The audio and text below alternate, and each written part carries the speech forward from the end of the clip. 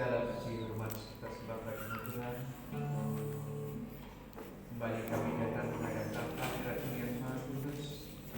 Segala puji syukur bagi kemuliaan-Nya bagi Tuhan. Kami bersyukur kalau pada malam hari ini Tuhan, Engkau masih berkenankan kami untuk hadir bersama-sama di rumah-Mu ini Tuhan, guna memuji, membesarkan, memuliakan nama Tuhan. Dan terlebih kami akan dengar-dengar akan firman-Mu. Mari Tuhan, kami serahkan hidup kami sepenuhnya, setiap kami yang hadir di tempat ini berserah sepenuhnya dalam otoritas kuasa Tuhan.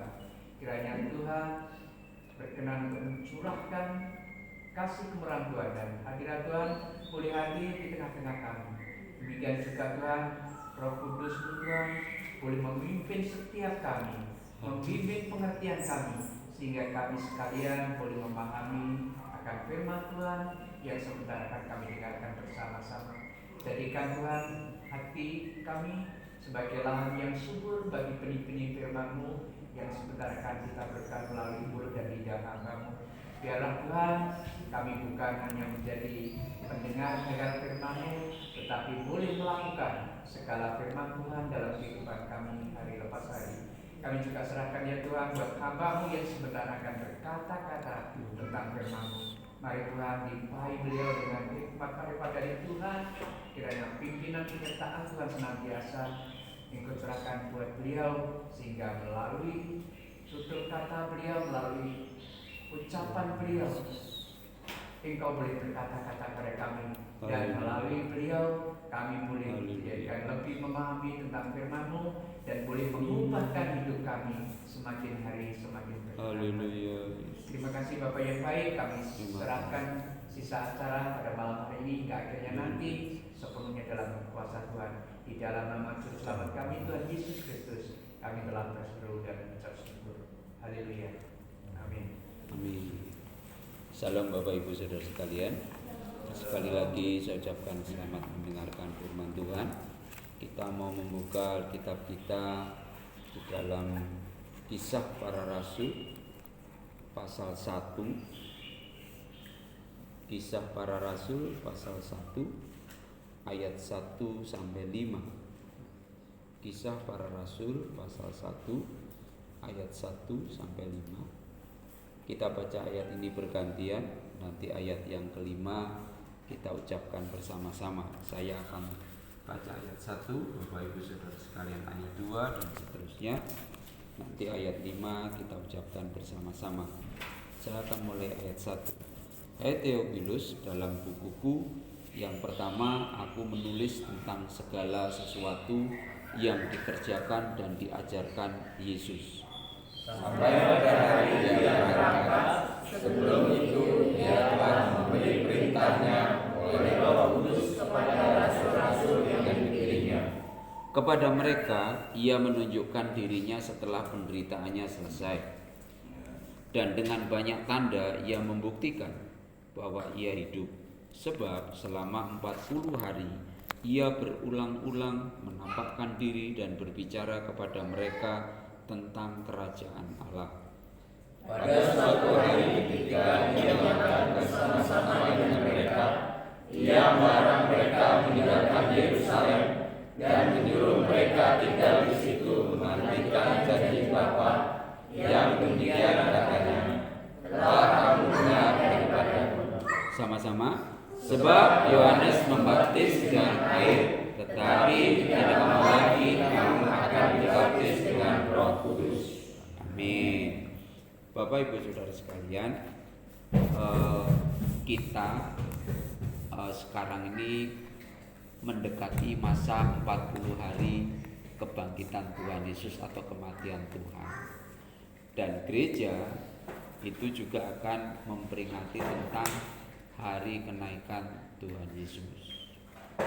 Nah, di dalam Alkitab kita dituliskan bahwa Tuhan Yesus ini sebelum naik ke surga, Dia berulang-ulang menampakkan diri kepada murid-muridnya dan berbicara tentang kerajaan Allah.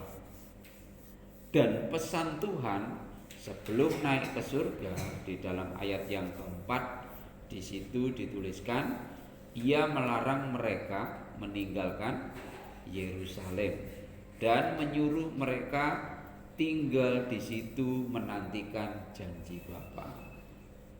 Pesan Tuhan itu murid-murid tidak boleh meninggalkan Yerusalem.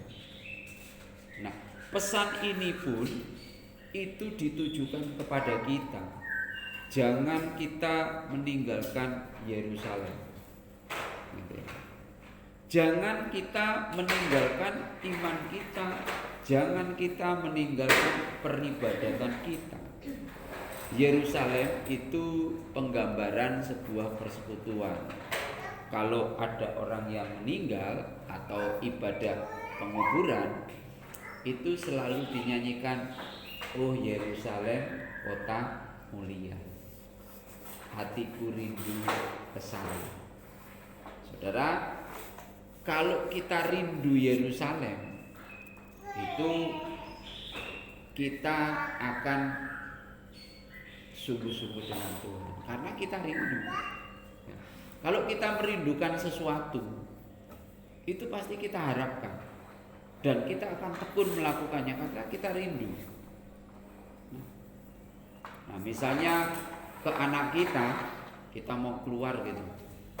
Kamu pengen apa? Beli apa? Oh, saya pengen beli mainan ini. Ya sudah, tak beliin. Tapi jangan kemana-mana ya, tetap di rumah. Pasti dia akan tetap di rumah karena dia mengharapkan sesuatu. Gitu. Dia mengharapkan sesuatu. Nanti dibelikan. Nah, begitu juga dalam hidup kita. Kalau kita itu menanti, menyadari bahwa Roh Kudus akan diberikan kepada kita. Roh Kudus itu, peranan Roh Kudus dalam hidup orang percaya itu sangat penting.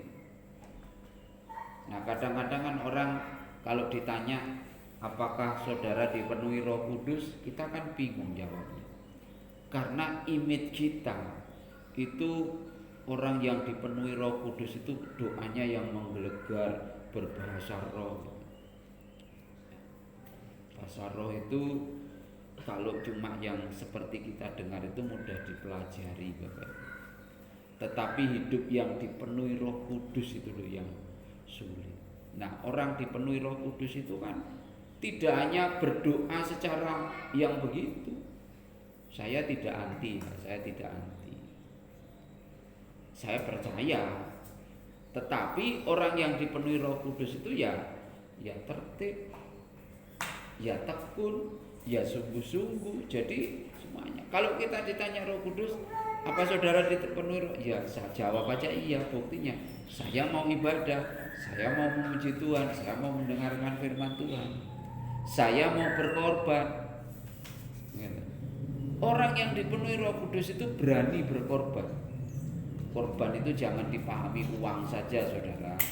Jadi kalau kita mendengar kata-kata korban terus kita larinya ke uang, itu jangan.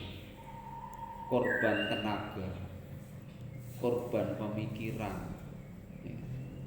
korban perasaan.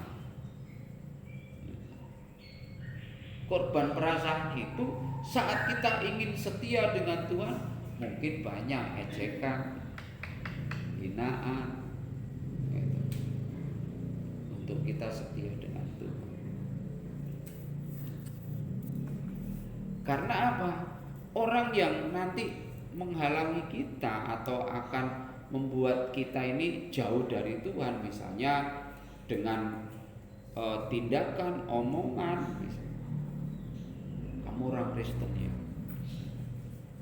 jangan membuat kita ragu. Nah, contohnya Bu Pangabean itu. Bu Pangabean ini kalau lagi siap-siap mau firman Tuhan, orang terdekat ngomong, wah mau jadi pendeta ya. Itu sakit loh, saudara, dikatakan. Kalau kita dikatakan kamu itu kok bisa firman Tuhan, itu masih mending, enak saudara dengarnya. Enak dengarnya pasti. Tapi kalau diomong wah mau jadi pendeta ya, itu nggak nyaman banget. Gitu. Nah, Bapak Ibu Saudara sekalian, dengan hal yang demikian ini diajarkan kepada kita. Roh Kudus itu penting bagi kita. karena Dia memberi kekuatan. Ya, dengan Roh Kudus membuat kita semangat untuk ibadah, korban waktu. Gitu. Kita meluangkan waktu kita sejenak untuk datang kepada Tuhan.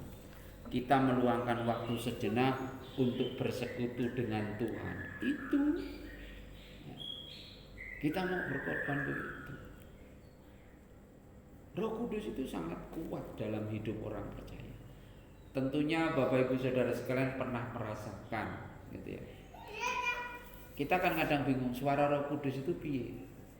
Apa dibisiki? Enggak, Saudara. Suara Roh Kudus itu, kalau kita, misalnya kita lagi sibuk kerja, lagi ngapa, tahu-tahu kita ingat tentang Tuhan, ingat mau ibadah, datang kepada Tuhan. Nah, hati kita begitu, tapi jiwa kita ngomongnya beda. Nanti aja lah, ini kesempatan. Pekerjaan ini hasilnya lumayan loh, usaha ini lumayan loh, minggu depan masih ada lagi. Saudara, kalau kita yakin kita kekeh, saya datang kepada Tuhan, yakin gak Tuhan akan melipat gandakan itu? Ya contohnya waktu orang Israel suruh ngambil mana, gitu. Kalau Tuhan ngomong jangan ambil 2 kali, tiap hari harus ngambil, nanti busuk kalau nyimpen. Tapi ada orang yang melanggar, ya busuk tenanan. Apa yang ditimbun busuk karena tidak sesuai dengan kehendak Tuhan. Tapi pada hari mau menjelang hari Sabat, Tuhan ngomong, hari Sabat nggak boleh ngambil, sebelum hari Sabat ngambil 2 kali lipat. Yuk aman. Gitu. Yakin nggak saudara? Kalau kita hari Sabat itu kita mengutamakan Tuhan, penghasilan kita akan dilipat gandakan oleh Tuhan. Nah, kalau kita punya pemikiran demikian, hati kita nanti sejahtera. Tuhan berpesan jangan tinggalkan Yerusalem. Karena apa? Kalau kita meninggalkan Yerusalem binasa. Ya. Kita meninggalkan persekutuan itu binasa. Ya. Contohnya begini, keluarga Elimelek. Ya. Elimelek, Naomi, anak 2 laki-laki Maklon dan Kilion, karena terjadi kelaparan, paceklik ya, dia merantau ke Moab, ke daerah Moab. Di Moab anaknya dinikahkan dengan orang-orang Moab. Ya. Akhirnya Elimelek mati, Maklon mati, Kilion mati. Lalu Naomi ngomong kepada menantunya, pulang, nikah lagi. Rut tidak mau pulang ikut.